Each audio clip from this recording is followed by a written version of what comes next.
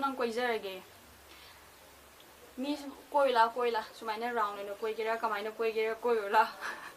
Hello guys, welcome back to another video. Mayam ado ngasidi aina mayamda Q&A tawsi haigibdo adudugi video oinane purak lakchari se mayamda question hakpa jingdo ai ngasidi question jingdo loina answer khumage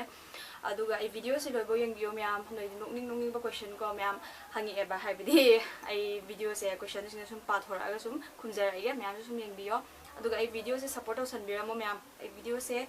hauna ba tawjara an begi ming sidi Kulakpa to my city question ate nangsi am fazay thank you kulakpa to ko haidi magi compliment je pirak pege aduga NK Singhana chegi nupa leiberoi aigi nupa leitri NK hojik nupa haibidi aroi habdi pandri banina BF hai ta bani ko ai BF leitri layer kan ai soida hak haijarake tombi ne sister gi BF ka blog amta tawbiro o koiba chatpegi oirso tombi aigi haidi BF leitabanina ai blog sema matamda magadi chatpadi adre aduna imanambi gi oina ai tawjarakpane blog semba kotpa matamdo ado aigi BF leitabanina ai tawjarakte hoi ai layer kan ai soiden tawjarake tongbram dhanachandra somgi thamoi gi oina nungsinaba di leibi bara ado aigi brother haigdara dana chandra sum haigi hairge ko aigi oina di nusina base ai hojiki oina di leitri ai hojiki oina di leitri haibidi ai kai haini thamdri atar amana sit khuman manus maina haire yum garam kanda honglak ke khalino hojik leiduna ipam hainaba ado ai yum hongdo matamse ko haidi yang watcheri yang watli hujiki adung me wakhalon ai kenta khandre yum hongbe matam amta khandre aduna sit khuman ai yum hongbe matam khandre hoi ipa moijar jo ko aseng mayumdo adugi matam di yang watli degi soup kitchen manipur haini ichi am laibene ba ko magi channel laibene adu changaga yengbiyo ma'am support obiramo Premika se hojik kari honari BF na kai degi no magi su punna maga su punna vlog semladi yam nungai ni BF na kai wai degi no kari honari yum pangadaba kya wali ke ado che ai ko ai hojik kari su hana de ai gi BF leite maga leitrabani ai maga vlog sembado yadre leitabnina semdaba mi do leitabnina ai samjaraktre ai leira kana samjarake ai yum pangadaba se ai hojik oina ai adugu me wakhanje ka imda leite hai tare ai yam kuina leini haidi ai pesa tangini adege ai thabak tawgini adu kanda ai fasana on podcast am chauna puraga ko haidi mai ga pakna chatkidoine hewai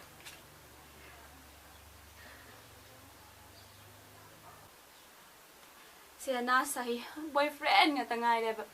boyfriend masak khangninge Senas ai gi boyfriend leite leya kanda ai soidina khanganjerake question jing se aina nupa no pai pan du da ai kenom lai ai gokta ado kaino kaino khra haijaram ge ai gi mot gi ko pakhum khra pijaram ge ba BF thamba thamdaba china kai masa masa gi mot ne ba ko ado erso ai gi oina di ai gi wakhal oina di ne ai khoi nupi ai khoi ni anu chijare binu pa do anu chijare binu pa se kai dong nung de su mangonda lairoi da bane anu chijare binu pa do lairoi da bane hadi nu pa do na ko ai anu chijare binu pa ai da mak am khanjaba nupa adugumba nupa da ai bu koitan tanari nupa haidi nuksi mandana tanari nupa do adugumba do oina leigedabane haidi karigino har kanda akoi nungaine leinaba akoi buluna thambinaba haidi akoina ke haine mana aidi am nuksirabane kaidong nungsu akoi se wahalroiba ko kaidong nungsu ka phalroiba asigi khalaga aigi motadi aina nuksiba nupa da leitabi nupa do nuksirappa nupa akoi bi am nuksijaba nupa do adu do oina leihanninge side Suras ilangbamna Where are you from? How old are you? How many brothers and sisters? Hi, Boko. I say Surjanpur dagine, Maitei Lekai have a kundo, other dagine, Aduga Koi Ichinao, Mangane, I get at the Ichi Humle, Aduga Yamana, Padi Hane, I know Padi Tonton Beer. Aduga I get Chahina, 23, Sura. Bikram Maitei, Nayeje, Nawi. Thank you, Bikram Maitei. Aduga Ningombam Jesse Devi. Family pula mukbang amta tawbiro che hoi tawrake jesi haidi family mukbang se haidi masa masa gi thabak gumba leibanina ko chinbanina pakna haidi khoi punchalaga tawbudo yade ba haidi ma gi thabak loina tawna banina ado matang chaba matamda tawrake Rabina Ibem Sanako. Jegi channel monetize oibada kayani change. Please pick up my question. Rabina ko aigi monetize to matamda aise hadi 1k subscriber monetize to matamda 1k subscriber ade watch hour na 40,000 la 4,000 la kawe adu oigedabane bako adu ain monetize to base 4k 1k di ko 1k di subscriber di tha amagi manung da sum yograbane ba adu monetize to watch hour gumba jorokpaduna tha ani makhai se ani makhai na traga ahum sigi manung sida ko ai monetize to gre ai video du monetize to gre tha ani makhai sang male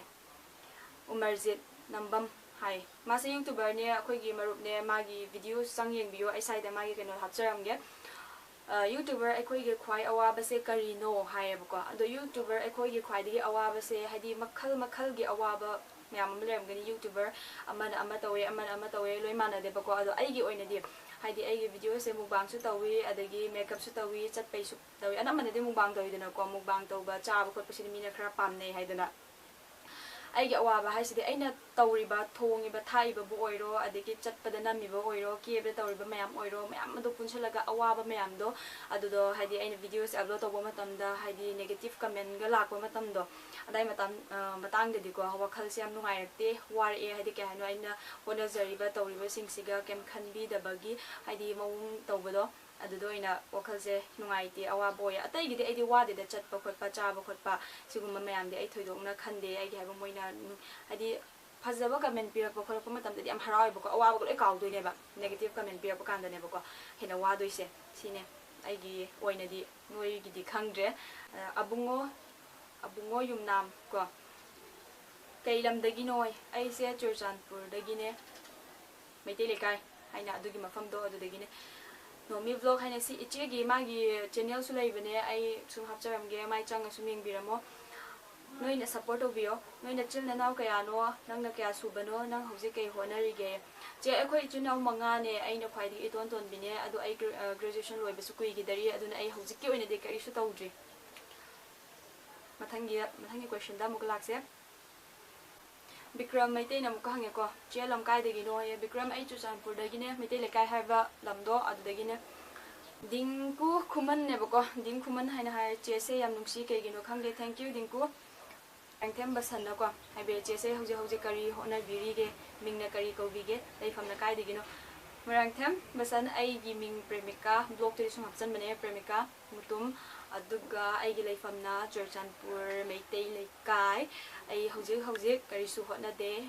bi loi gi dangai hoje tar ga leiri thoi shinam lo ai mai su leibine me ama gi video su sang yeng bio kasar gam ka lak tuine bai mai kasar lak tuine ai nong ma de koi rakhini ha dai chatri ba koi mana pok pade su chatri adun ai lak ninge ai lak ti lakhini bai ibem cha wang kem na hangbire mela torise kai de no che koi mela torise akhoi gi het yum du gi mathak da hai ta ko akhoi yum se heli pe ta ye ba ko akhoi gi het maning da aduda kai hai ni huji pudi stadium on thokre adugi lampak te da taw bani mela se akhoi gi diam nak nare Lisa mod na ko Lisa ai Churchandpur dagi ne Maite le kai dagi ai lon sa khara khoi bre de khang de ko thoi thongnau jam ado nang koi jarage mi koila sumaina round no koi gera kamaina koi gera koila ado ai hai sum phagi to bane hai di ai hoji ki oina di perfect hai di partner do phangdri ba ko haidi aigi wakal khangja khanjawa khangbiba aduguma mi aina pamjabi do haidi phangda tawrine haidi kaigino ha kana BF ki maramda hangbegi ne ko mayam ando mayam aigi video se side loishalage matung de video amaga amuga pura lakcharage thank you for your all question nungai ba hangbere pegi da mangte ai thagachari video se loishalage mayam bye bye